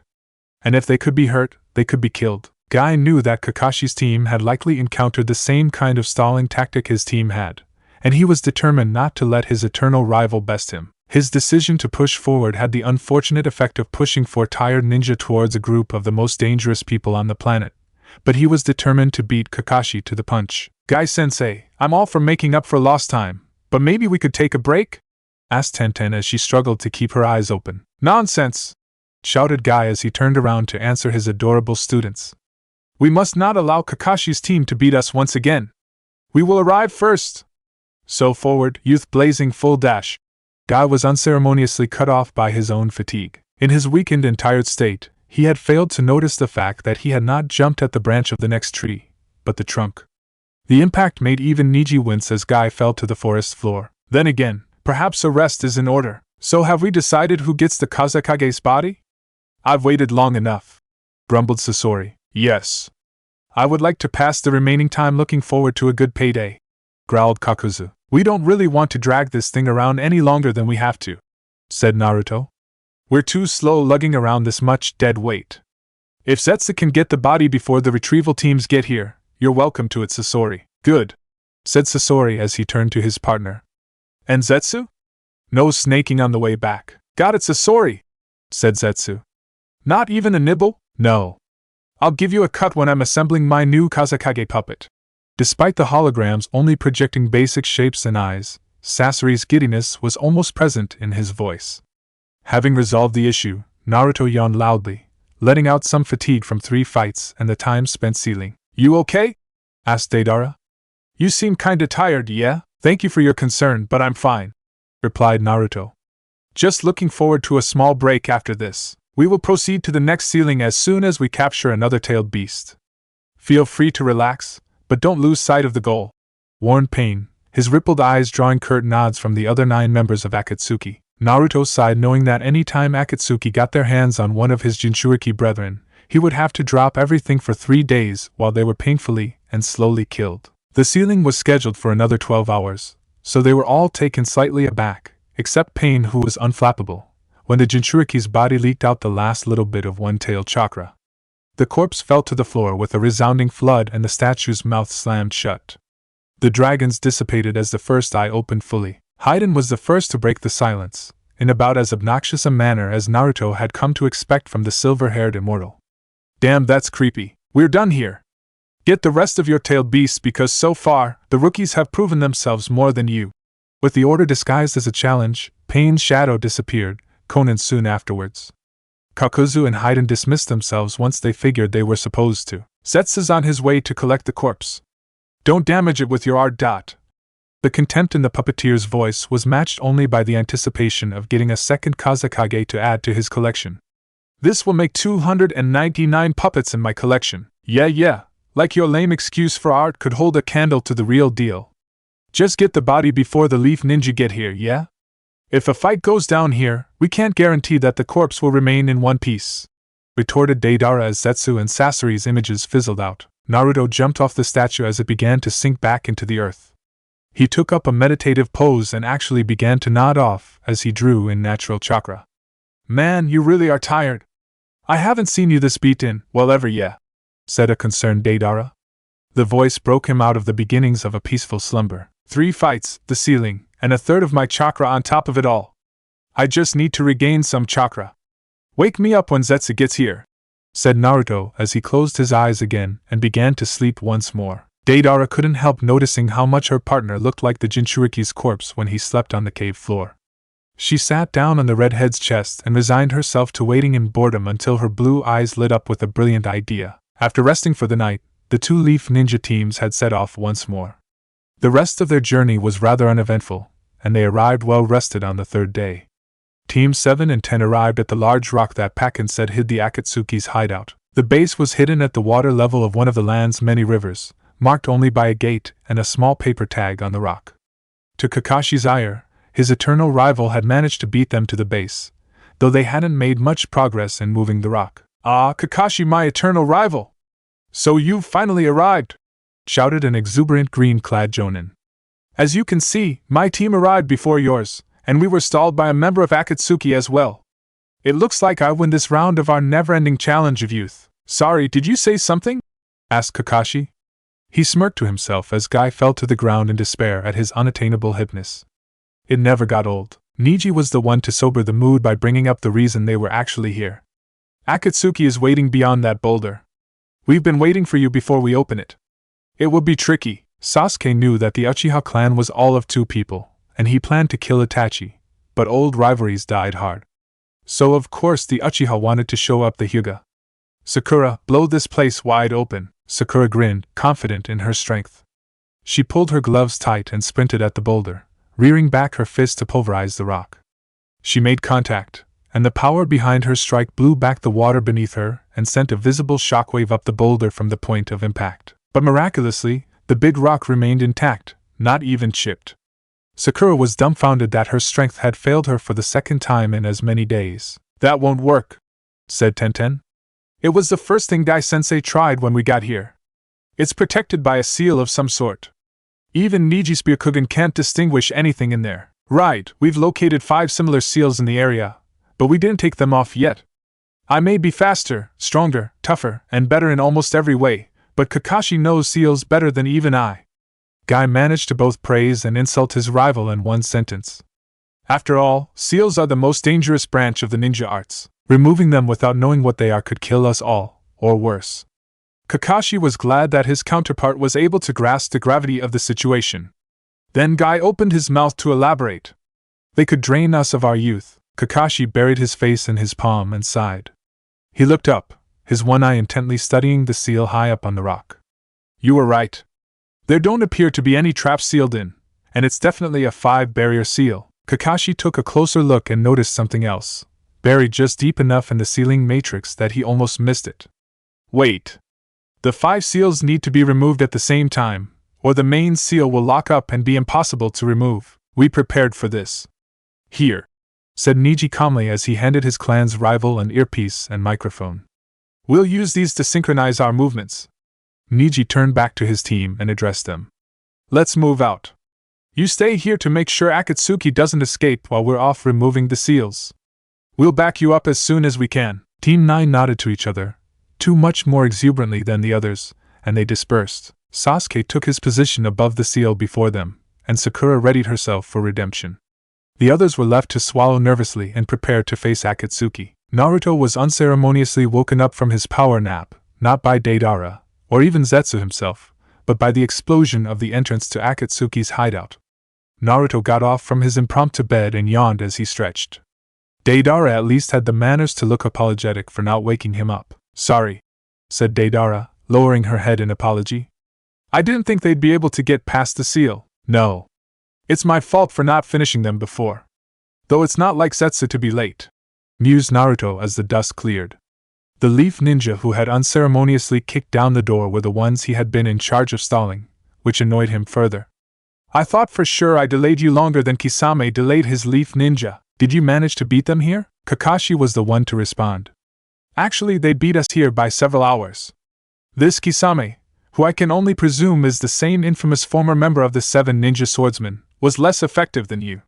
Though I'd say he'll soon be infinitely more productive than you. After all, dead men don't do much of anything." Naruto responded not to Kakashi, but Deidara. "Aren't they cute when they think they stand a chance?" He turned his gaze to the leaf ninja. "Unfortunately, you're a tad late. We were going to hand him over our own puppeteer as a weapon."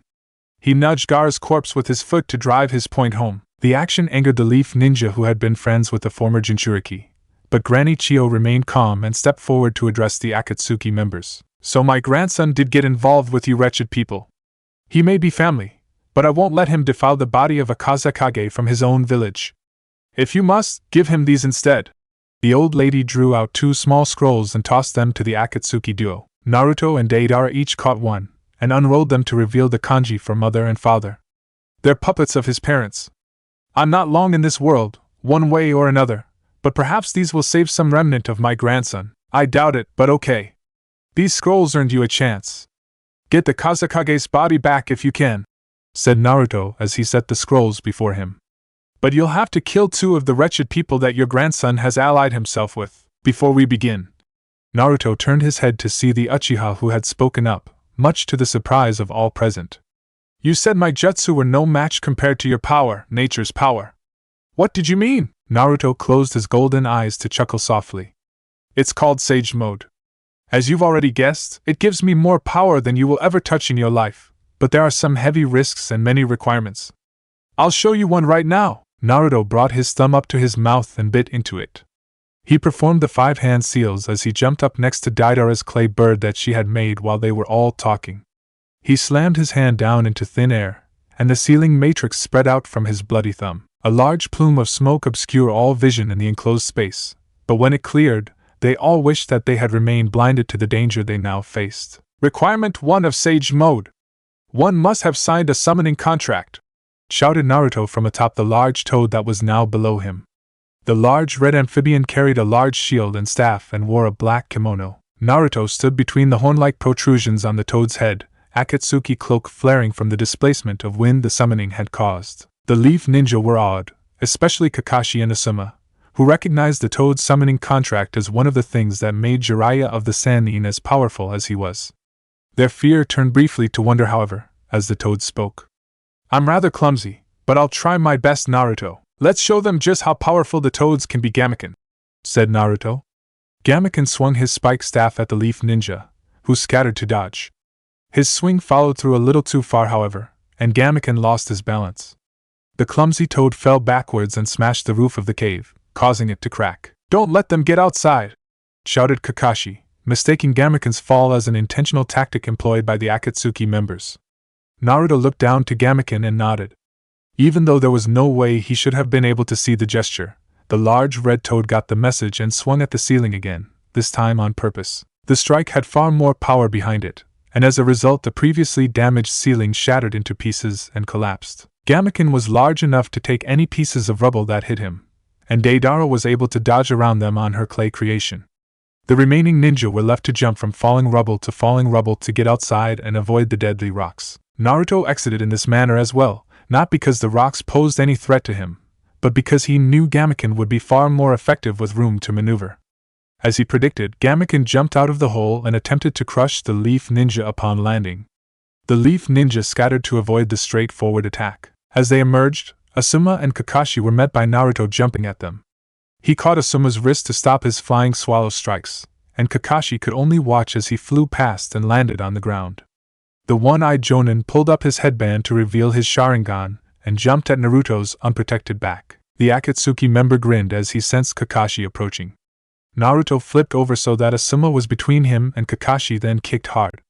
Asuma was sent flying at Kakashi, who luckily managed to let his lightning blade fade before they hit each other. Naruto used the force of the kick to propel himself onto Gameken's head. The other blonde Akatsuki member smirked as she sent 2 pieces of art at the two-leaf Jonin. The explosion was unfortunately stopped by 2 figures that burst from the settling dust. Sasuke had his Sharingan blazing and Sora was cloaked in a noxious red chakra. The bird pierced by the Chidori simply went limp, but the one that Sora sliced in half exploded violently in his face. This seemed to only anger the jinchuriki further, prompting a second tail to sprout from his lower back. Deidara looked at Naruto, who scowled in annoyance. This was getting to be too much trouble for a dead body. Sakura was less graceful than her male teammate. She landed in the bushes face down and struggled to get back up. Luckily for her, the members of Akatsuki seemed to be gunning for the Jonin of the group. Sakura was just set to punch the toad that was fighting several puppets at the moment, when Granny Chio landed next to her. "Girl, I need some of your medical expertise for this. Follow me." Sakura was somewhat taken aback by the request from an old woman who had recently treated their entire group with disdain. But she was a medic first, and followed the puppet master back into the cave, which was now more like a pit. Sakura was shocked to find Ino there as well, and the 2 other females in the group were kneeling next to Gaara's body. "Forehead, get over here. I don't know what Granny Chio has planned, but she says it could mean the difference between victory and defeat up there," whispered Ino. It was more habit than practicality. If Akatsuki wanted to find them, they would need better cover than a whisper. "I don't see what we can do here," said Sakura as she took a knee next to Gaara's cold body. "Ino and I are good medics, but we can't bring back the dead. You might not be able to, but I can," said Chio. "I don't have enough chakra for it though, so I'll need your chakra to help." Seeing the disbelief clearly written on their faces, she elaborated. "It was designed to bring puppets to life, but research was stopped due to the sacrifice the jutsu requires. I won't live through this." Chio held up a hand to stop any questions or concerns coming from the 2 young medics. "I'm not long in this world anyway. I do want you to do 2 things for me. If you ever meet Sasori, tell him I'm sorry. Secondly," Chio pulled a small ball covered in seals from her sleeve and handed it to Ino. "Use this on that sage boy, it should help you against him. Now let's do this." Her jaw set and face grim, Chio laid both her hands on Gaara's chest.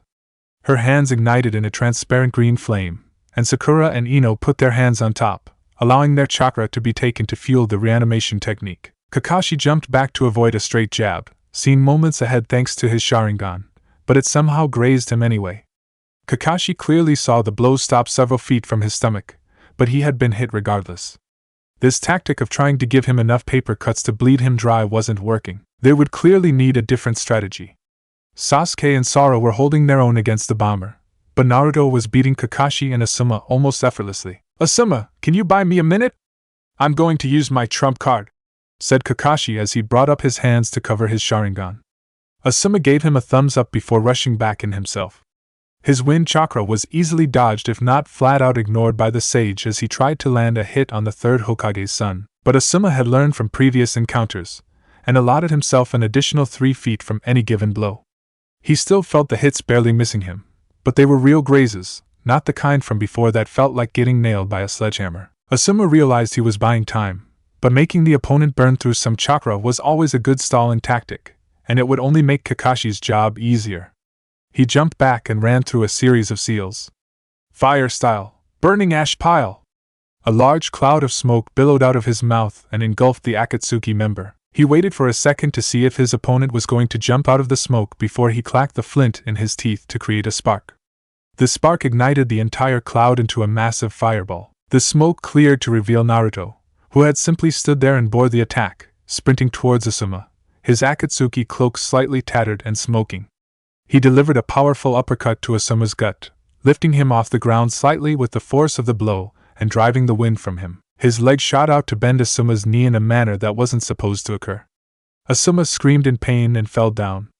Naruto went to stomp on his head and smash it, but felt to stop to avoid a small distortion in the air that contained more chakra than should be possible.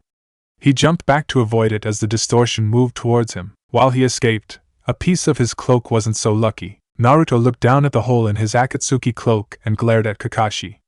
His golden eyes saw that Kakashi's Sharingan had changed to resemble a three-pointed pinwheel, slowing its rotation as it cried blood. It looked different, but Naruto quickly identified the mutation. Impossible! Someone who isn't even an Uchiha has the same eyes as Itachi? What was that jutsu? Asked Naruto incredulously. The Mangekyo's Sharingan, confirmed Kakashi, even as he covered his eye, panting from the exhaustion of his technique. And Kamui, the jutsu that will end you. Deidara scowled at the two-leaf ninja below her. The Uchiha had quickly figured out that her explosives were short-circuited by lightning style, something even she hadn't noticed. And the Nine-Tails brat was a juggernaut, not slowing for even the most powerful bombs she felt she could risk. She had bigger bombs, but anything of a higher quality than C1 threatened to kill him. The last thing she wanted to do was kill the blue-haired kid, not if it meant Pain's wrath. She did have Naruto's toad helping her, which had decided to help her instead of Naruto after the puppets it had been fighting disappeared in 10 puffs of smoke. Not that she blamed the guy, Naruto could handle himself, and she appreciated the help. The toad, Gamaken if she had heard correctly, swung his split staff down at the duo, who easily dodged the straightforward strike. Itachi's brother actually jumped onto the metal staff and sprinted up its length. He vaulted off of the toad's head and flew towards Deidara's bird, hand holding a chirping ball of lightning death. Deidara was an S-rank ninja though, and wouldn't fall for an attack like that even as a chunin. Her art gave a particularly strong flap of its wings, and the Uchiha sailed under her harmlessly. Or he would have, if the Chidori in his hand didn't extend a good 20 feet, and almost cut her arm off as it bisected her bird. The clay creation shorted out and began to fall to earth. Deidara hurriedly tried to shape the bomb she had been working on into a new mount. Still falling backwards, the Uchiha ran through another set of seals, finishing with a tiger seal. Fire style, grand fireball! The searing ball of heat shot towards her, and she barely had time to chuck her unfinished blob of clay into the fireball and have it explode to disperse the flames. Even so, she wound up with some nasty burns and a hard landing. She scrambled to her feet in what she hoped was a quick and graceful motion to see the jinchuriki running full tilt towards her. Deidara dodged beneath the blow and struck out with a jutsu she thought she'd never use again. Explosion style, landmine fist! Her fist exploded violently, sending the jinchuriki flying into the woods. She knew better than to think that had been anything but a lucky blow. Deidara was decent when it came to close combat, but she was no match for a jinchuriki and an Uchiha up close and personal. Deidara quickly bought herself some time with another of her bloodline's signature moves. Explosion style, landmine priming.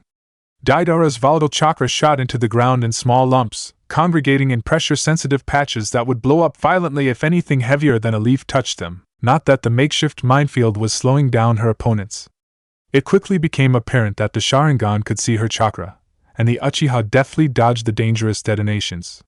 The jinchuriki just ran through them, a limp right arm being the only damage done. The two-leaf ninja drew close, and Deidara tried to remain calm and time her attack perfectly. A jet-black clay creation, a small lizard, emerged from her hand and exploded at her feet.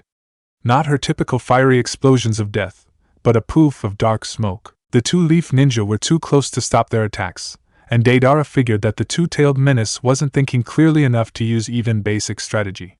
The three red claws and chirping birds of death collided with flesh, each landing a debilitating, but not fatal, blow. Deidara could only watch from the owls she had created in the smoke and giggle at the two allies dumb enough to take each other out of the game. The Uchiha's wounds were too shallow to be fatal under all but the most incompetent medics in the world. Which was good, since Itachi would tear her limb from limb if she had killed his brother. The blue-haired one gave her pause, as he seemed to get back up more dangerous than ever. A third tail sprouted from the jinchuriki, but faded as soon as the grapefruit-sized hole in Sora's chest was healed. The red chakra faded and he collapsed to the ground unconscious. Deidara grinned. It might have been Naruto's target, but she had just gotten 2 for 1 on this mission. Deidara walked up to the jinchuriki's body carefully, not wanting to be taken off guard by a surprise attack. Her caution was rewarded, not because the blue-haired leaf ninja in front of her jumped up and attacked, but because a green and orange blur shot out of the forest and almost took her head off. Deidara managed to duck in time, but her ponytail almost got hit, and the pain of having her hair indirectly pulled made her wince. A blast of air quickly followed and blew her creation to little bits of clay. Other than that, she escaped without incident, and jumped back to see a group of 4 more leaf ninja in different taijutsu stances while the female on the team quickly examined the 2 unconscious bodies on the ground. After a quick once-over to make sure they were alive, she stood next to her teammates, and rolled open a large scroll. They were all close-range specialists from the looks of things, and while she was competent at close range, it wasn't her specialty.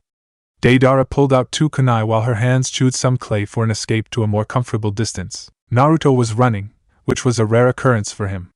When he did run, it was in a brutally efficient rush of enemy lines, and he couldn't remember the last time he had actively dodged an attack in such a manner. Still, he was running from the whirling sphere of death that was following him along Kakashi's gaze. The masked Jonin was a good ninja, Naruto could admit that, but he would be damned before he was overcome by an Uchiha wannabe. Naruto changed course and began zigzagging towards Kakashi. That Kamui seemed to have one of the same weaknesses as Sage Mode, you couldn't move. Naruto exploited that fact as Kakashi simply stood there, and got nailed in the stomach with a full-power Sage Mode punch. The blow probably broke every rib in his body multiple times and messed up his organs something fierce. The blow wouldn't be fatal, but that was something Naruto intended to quickly remedy. Naruto was unprepared when Kakashi grabbed his fist with both hands, holding Naruto close. Kakashi had taken enough pain to justify dying, so Naruto was surprised to find out that not only was he conscious, he was good enough to fight. The Leaf's copycat Kakashi looked up, the action obviously paining him, and locked onto Naruto with one blood-red eye. The Mangekyo Sharingan span wildly as Kakashi gave it the rest of his chakra and whispered the name of his trump card. Kamui. Naruto felt the displacement in the air coalesce from his neck to his knees as his body itself began to warp. Naruto's eyes widened as he recognized the pull on his body and realized he had only seconds, if that, to save himself. He quickly tucked himself into as small a space as possible to fit his entire body into a small black hole. He also shouted the one name that he hoped could save him from this jutsu. Gamaken! The large red toad looked at Naruto and gawked at what he saw, before he too recognized what was happening and what Naruto wanted him to do. It was a long shot, but it was his only hope. The warp point closed in on itself, dragging Naruto along like water down a drain. Blood leaked from Kakashi's left eye once more as his chakra levels plummeted drastically. He could barely remain conscious as he placed his headband back over his Sharingan, but he could rest easy knowing he had defeated a member of Akatsuki for his village and protected his students. Kakashi was about to join his fellow Jonin in blissful slumber, but something made him cling to consciousness. The large red toad that had been summoned earlier was running through a set of seals. Reverse summoning! Kakashi's eye widened and he reached to lift his headband back up, but the intense pain from his left eye stopped him in his tracks. The smoke from where the large red toad had placed his hand on the ground cleared to reveal none other than the Akatsuki member he had just banished to another dimension. His chakra spent, Gamaken returned to Mount Myoboku. Very good, Kakashi. If I hadn't been being summoned since I could walk, I wouldn't have recognized that as a space-time jutsu. While my own space-time jutsu isn't as versatile, it goes both ways, and provided me with a nice little counter to your jutsu. Too bad, that might have beaten any other member of Akatsuki, but your luck has run out. Despite the lack of actual work he had done, Naruto seemed slightly winded. Being warped between dimensions put a lot of stress on the body, it would seem. Kakashi's brain filed the information away for later, but he was growing suspect that there might not be a later. Naruto stalked up to the Jonin, but paused as another chakra signature simply appeared within the range of his Sage Mode sensory powers. The signature was unforgettable, though it should have been impossible. Ignoring Kakashi, who had finally lapsed into unconsciousness, Naruto turned and sprinted towards the large hole that had once been Akatsuki's hideout. As he looked down into it, he saw 3 figures huddled around a 4th, which was stirring. Naruto jumped down, intent to end the threat before it began and kill the medics while he was at it. His kick was blocked by the chakra shield embedded in the old woman's arm, which shattered under the impact, but kept the blow from killing her outright. He spun to face the pink-haired one and fired a wind bullet through her chest, blowing her heart out the other side as a bloody mess. He turned to the blonde to finish the job, but saw her throw a small ball at him as he faced her. At such close range, no one could dodge, and Naruto was hit in the chest squarely. He didn't expect it to expand rapidly, turning from a small sealed ball to a giant lion's maw. The lion's head pinned Naruto to the wall of the cave, and he was shocked out of Sage Mode. Not only that, all his chakra had simply stopped responding to him. He was as powerful as a newborn kitten, trapped by the sealing technique, loin closing roar. His blue eyes looked around frantically, barely noticing the blonde trying in vain to revive her already dead friend and settling on the furious red head limping towards him. Sand that had not been there a moment before snaked around him, forming a thin spike over his shoulder. The Kazekage, former jinchuriki of the one-tailed beast, looked at Naruto with rage-filled teal eyes. For myself, for my village, and for my friends, die!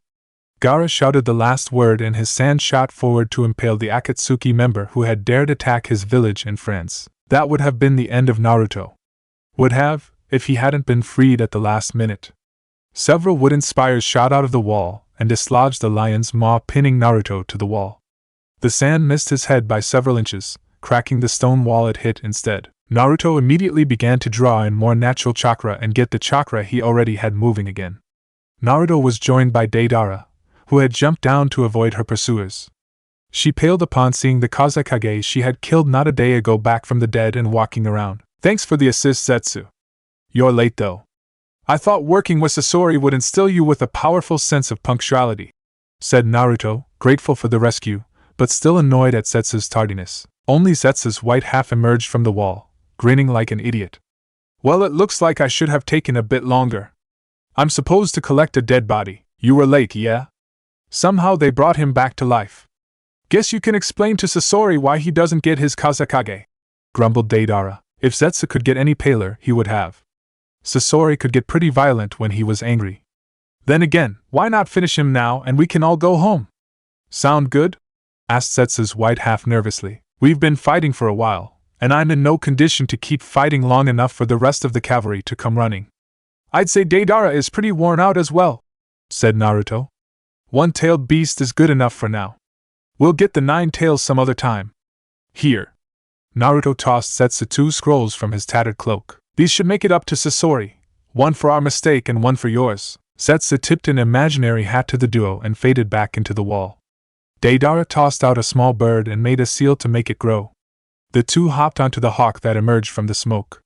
The leaf ninja weren't about to let them leave so easily, nor was the formerly deceased Kazekage. His sand shot forward, but was stopped by a mass of locusts that emerged from Deidara's left palm and exploded violently.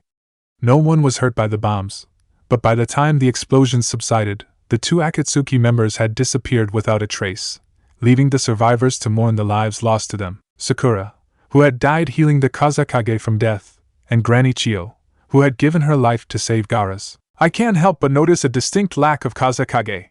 What happened, Zetsu? Asked Sasori. The puppeteer was outside of his armored shell to work on the incoming corpse that would apparently not be arriving. The hidden leaf is what happened, responded Zetsu's black half angrily.